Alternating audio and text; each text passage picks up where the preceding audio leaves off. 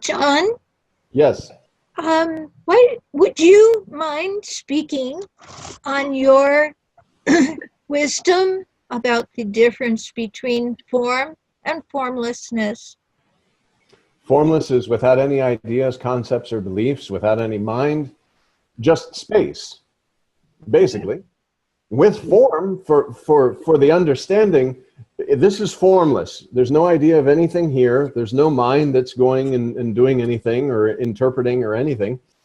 When an I am somebody else begins to form because attention goes out and there is a desire or fear principle that's instantaneously created. I want something from this illusion.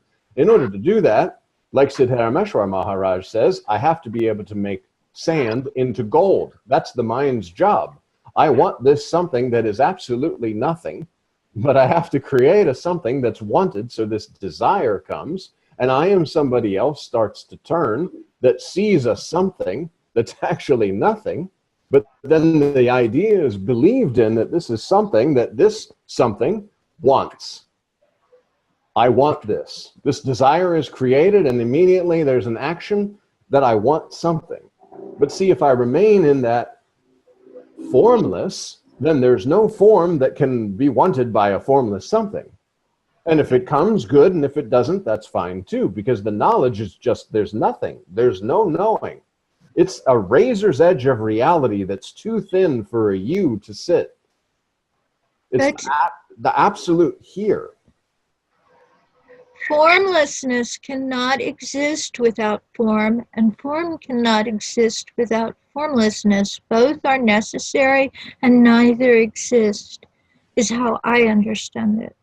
What is my reality? Yeah, the formless nature is, again, just formless. It's formlessness. There's no mind. There's no creating concepts. It's just the sense you are, which is formlessness, and you're using form. You're the unmanifest manifested through this form, but you're the formlessness using the form. And there's nothing. There's just nothing. The empty space. Just like when you see something inside of space, then you know that space is there. Otherwise, you wouldn't be able to tell space. Once there are objects in the space, then you know that there's space around those objects to be perceived. But yes, it's like the question, is it true? Is it not true? Neither or both. I will listen to this tape afterwards and delve more openly and deeply into what you have said, but I thank you very much for your answer. It was wonderful. Thank you.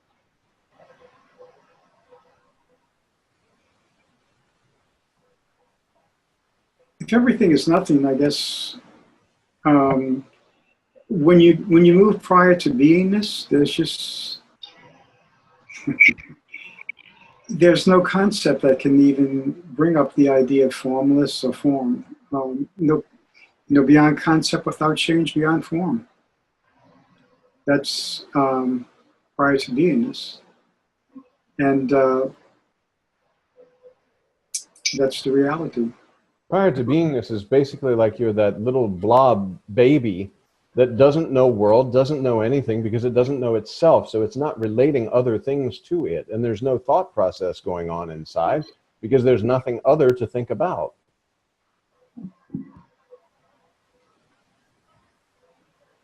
This is where, Jim, we sometimes carry over questions to meditate and ponder on for future. It's a sort of abstract kind of way of communicating. So it's kind of, it's good. It is. Yeah, it's great. Just remember that all the questions and answers are just spiritual entertainment. That's it. Sure. It's entertainment for body form, because in order to form a question, there has to be someone there that's forming the question and an idea that there's someone that can answer. But it enriches the path. Yes. That's why mantra is so good, because there's no giving it to mind. Mantra allows you to be one with your selfless self. And then no questions arises because there's no sense of a questioner arising. There's no separation. There's just oneness with the mantra. And that's the key. You know, Maharaj stresses that so much. Meditation. Be one with your selfless self. Nisargadatta Maharaj says, remain with I am and everything else will happen by itself. Mantra is remaining with I am, remaining with your selfless self in that formlessness. Because there's no form that can appear if you're one.